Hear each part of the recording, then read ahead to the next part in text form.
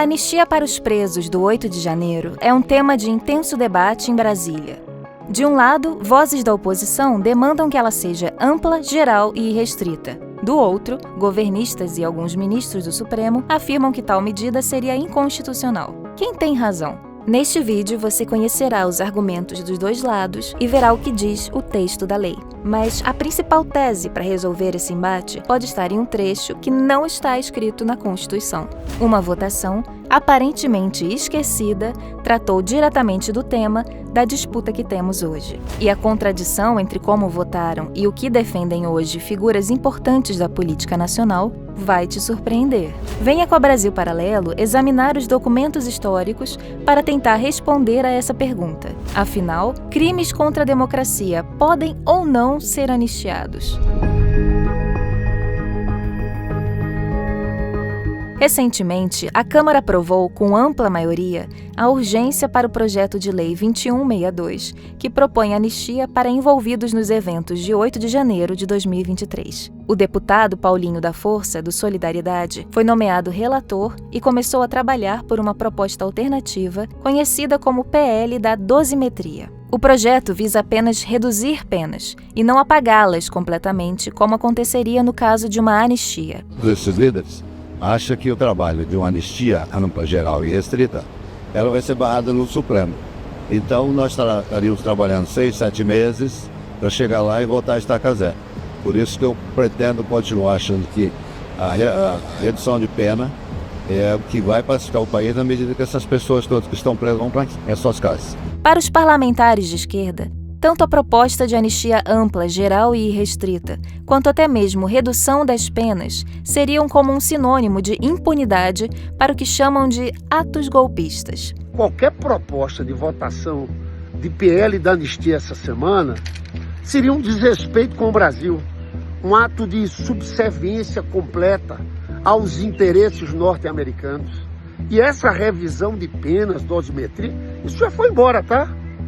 Essa pauta tem que sair. Alguns membros do Supremo Tribunal Federal, órgão responsável pela condenação dos acusados de tentativa de golpe, também têm se posicionado contra o perdão para os chamados crimes contra a democracia. A justificativa desses ministros é que uma anistia para esse tipo de crime seria inconstitucional. Eu estou convicto de que ela é ilegítima e é inconstitucional. Por que, ministro? Porque, de fato, se trata de um crime contra a democracia, uma lesão grave à cláusula pétrea básica do texto constitucional. A oposição segue defendendo que uma anistia geral é a única forma de alcançar uma pacificação nacional. A simetria satisfaz o presidente? Vocês discutiram essa alternativa? Não nos satisfaz. Não satisfaz? Não satisfaz porque a gente está tratando de coisas, de pessoas que estão respondendo por crimes que não cometeram.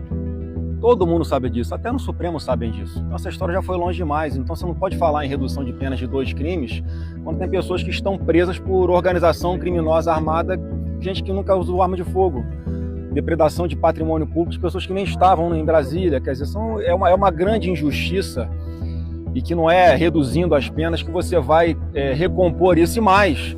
E todas as outras investigações, também no meu ponto de vista ilegais, que continuam lá sob a relatoria do ministro Alexandre de Moraes e que vão continuar abertas, vão continuar sendo usadas como instrumento de pressão sobre, em especial, os políticos do espectro da direita. Mas o que diz a Constituição sobre quais crimes podem receber anistia? Antes de responder essa pergunta, é importante destacar quem tem o poder de conceder anistia. A Constituição de 1988 é clara em seu artigo 48, inciso 8. Compete ao Congresso Nacional conceder anistia. Ou seja, trata-se de uma prerrogativa do Poder Legislativo. Em 2010, o ministro do STF, Gilmar Mendes, destacou a competência exclusiva do Congresso para tratar do assunto.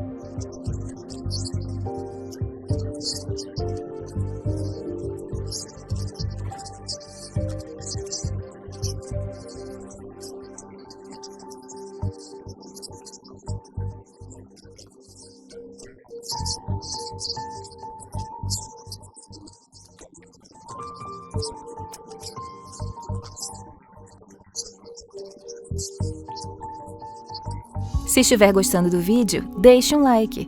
Isso sinaliza para nós que você assistiu até aqui e que podemos seguir produzindo mais conteúdos neste formato. Segundo estabelece o artigo 5º, inciso 43, não podem ser anistiados os crimes de tortura, tráfico de entorpecentes, terrorismo e aqueles definidos como hediondos.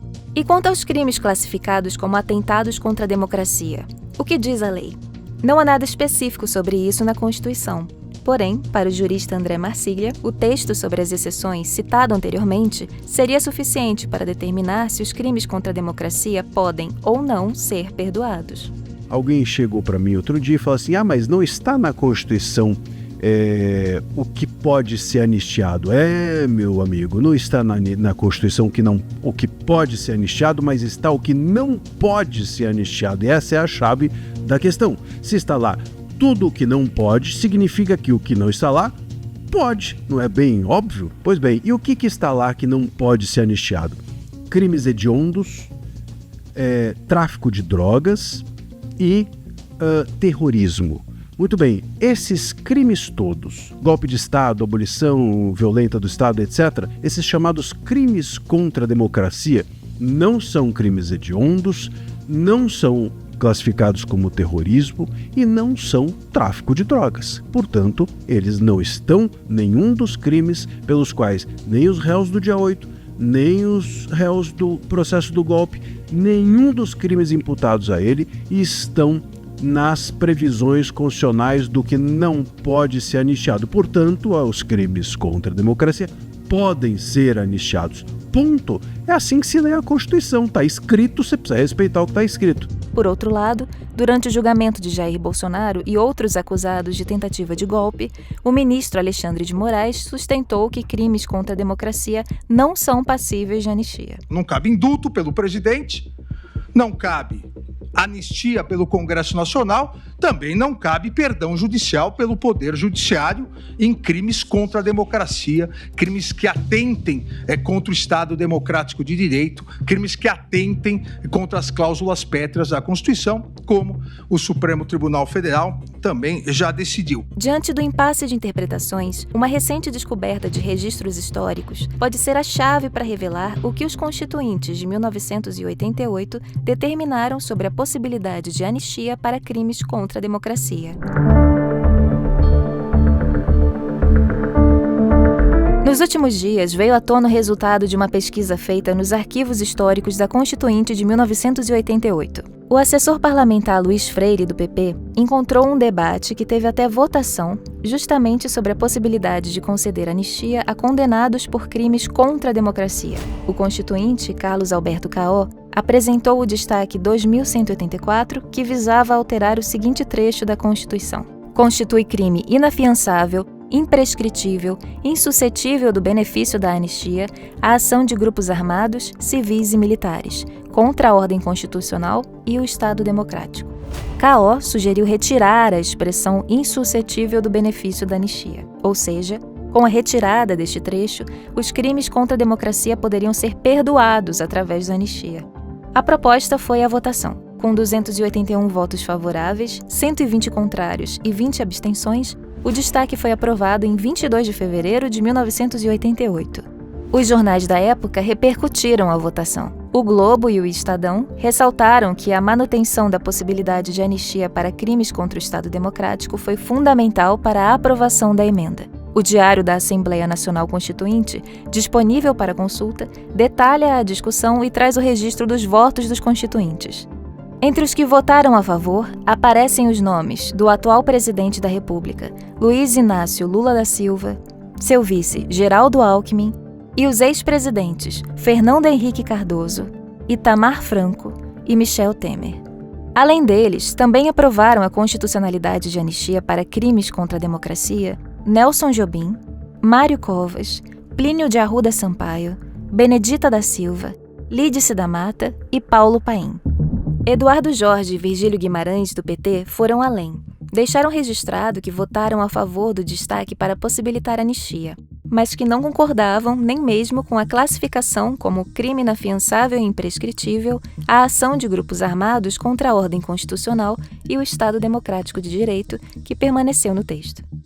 O hoje senador Renan Calheiros também aprovou a medida, mas atualmente tem uma visão diferente. tenho uma posição terminantemente contrária à anistia e acho que a anistia é inconstitucional. O Supremo Tribunal já pacificou a inconstitucionalidade da anistia ao derrubar um indulto do ex-presidente Jair Bolsonaro a um deputado que cometeu um crime contra a democracia. Esses crimes são insuscetíveis de anistia, de perdão, de indulto. Eu penso dessa forma e vou trabalhar para que efetivamente isso aconteça aqui no Senado. O ministro Flávio Dino, durante o julgamento sobre a tentativa de golpe, citou justamente o artigo que foi alterado para permitir anistia a crimes contra a democracia, para argumentar que tais crimes não poderiam ser anistiados. Se nós formos no artigo 5º, inciso 54 da Constituição, lá está dito: constitui crime inafiançável e imprescritível a ação de grupos armados, civis ou militares, contra a ordem constitucional e o Estado Democrático. Então, a Constituição, desde os primórdios, portanto, da fundação da ordem jurídica em vigor, definiu como altamente gravosa essa conduta. E, portanto, o juízo de proporcionalidade tem extração constitucional. Em publicação no Jornal Jurídico J, o professor doutor de Direito Constitucional na Faculdade de Direito da USP, Roger Leal, analisou a votação do destaque 2184. Para ele, se os constituintes escolheram preservar a anistia como um canal de distensão política, seria temerário, e por isso mesmo arriscado, reconfigurá-lo à margem da vontade expressa no momento do Pacto Constitucional. Leal finaliza o artigo afirmando que fechar a porta que o constituinte deliberadamente manteve aberta implicaria negar a sabedoria do compromisso que sustenta a própria democracia. E você, chegou a alguma conclusão? Conte pra gente nos comentários.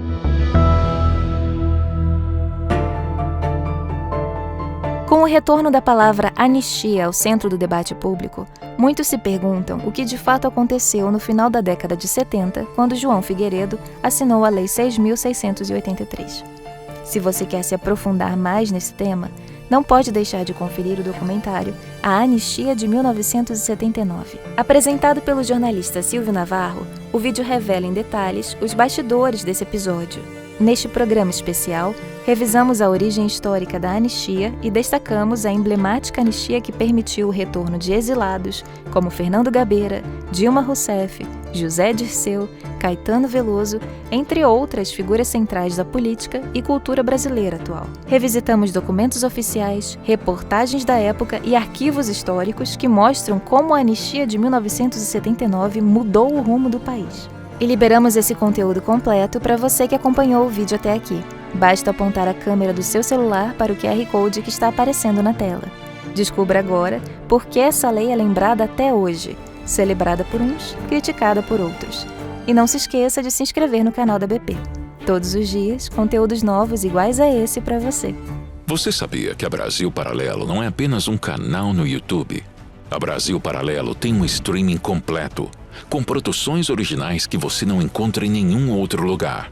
Um catálogo de filmes selecionados e mais de 90 cursos em diversas áreas do conhecimento humano. Nossas produções buscam a verdade histórica e levam esclarecimento a todos os brasileiros, unindo educação e entretenimento. Tudo é feito de forma independente, sem aceitar nenhum centavo de dinheiro público. Por isso, só conseguimos tirar nossas produções do papel graças ao apoio das pessoas que decidem assinar a BP e liberar acesso ao nosso streaming com conteúdo exclusivo. Cada assinatura nos permite chegar mais longe na transformação cultural do Brasil. Toque no link deste vídeo e junte-se a nós. Seja um membro da Brasil Paralelo hoje mesmo.